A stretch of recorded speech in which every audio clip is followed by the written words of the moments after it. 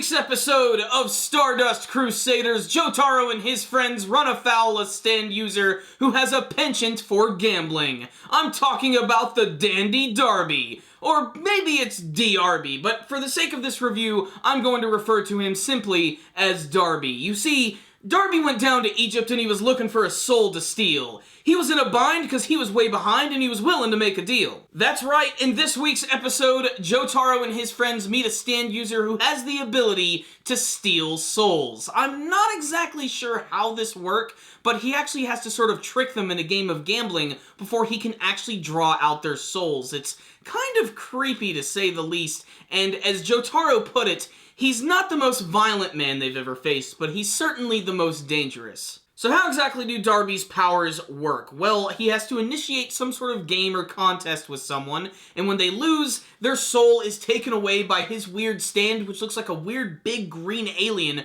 which rips the soul from their body, melds them down into this weird, almost like weird little ball of clay, and then transforms them into a little coin with their face on it, and he collects all of them in this weird big binder. He's a collector of souls. The first member of the group to fall prey to Darby's abilities is of course Polnareff, because he always ends up getting the worst luck of the entire series, and it's actually kind of creepy how his soul is immediately taken away and how his body just lays there lifeless. And that's where one of the most tense parts of the episodes take place, where Joseph Joestar decides to sit down with Darby and have a game of chance. And they're not going to play any sort of normal game.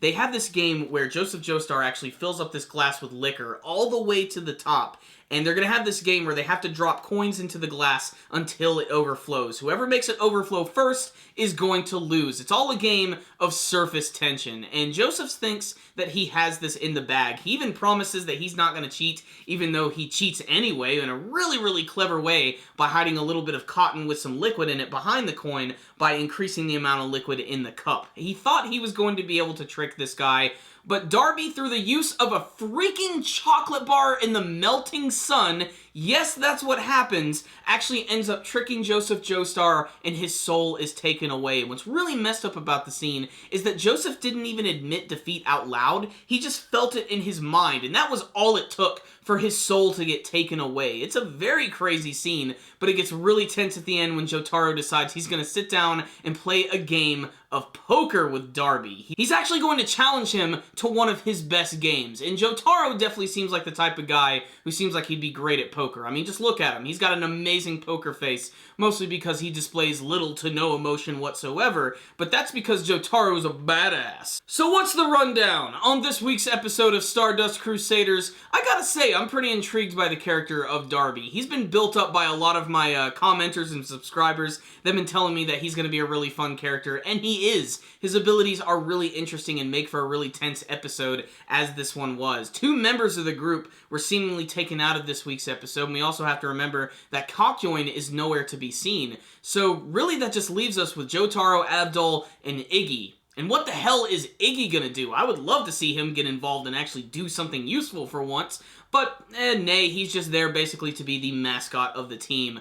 But Darby himself is a really menacing character. I especially love how Jotaro put it, where he mentioned that he's not exactly a violent person, but he's still one of the biggest threats that they've ever faced. And his design is very simple, even by JoJo standards, and I think that's nice, because this was not like your typical big action-packed episode of JoJo. It was built all around the tension, especially the game that Joseph was playing with Darby when they were dropping the coins in. That was so tense, and you could just feel the fear from Joseph when he realized that he was going to lose and his soul was gone and he could no longer help his daughter. You could feel the desperation in both the animation and in the voice actor, who was doing a fantastic job, I might add.